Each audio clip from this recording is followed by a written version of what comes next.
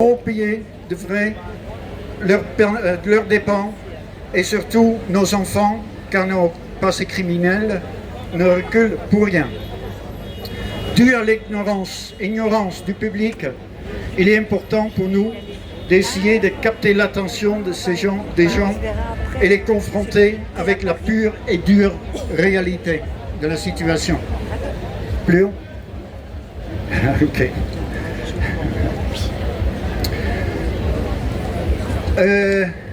La naissance d'Action de sang.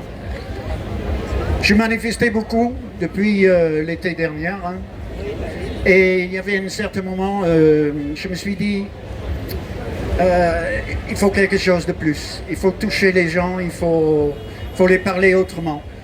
Et donc, je suis venu avec ce projet, et le résultat est énorme. Il y a un impact, c'est plus qu'on pourrait espérer. Il y a une émotion énorme dans la rue quand ils voient les portraits un après l'autre. Bien sûr, on a des réactions négatives, mais ce sont des lâches qui nous prennent pour des idiots, qui nous insultent sans vouloir et ni avoir le courage de rentrer dans une discussion. Ils montrent leur doigt d'honneur et ils continuent leur route. Honte à eux. Il y a également des gens qui s'arrêtent, qui sont en pleurs. Et bon, là, les émotions, évidemment, ça nous dépasse. Donc, je vais trouver les premiers membres, quand j'ai démarré, les premiers membres qui nous avons commencé à exploiter les portraits dans les rues de Perpignan.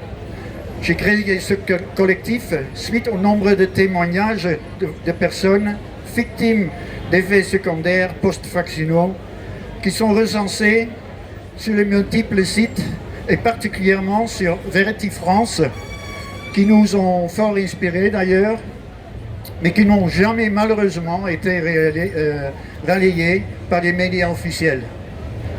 Toujours pas d'ailleurs. L'importance d'être en contact avec la population est avérée, cruciale et gratifiant. Et nous avons réalisé l'impact sur les personnes non informées, donc fragiles.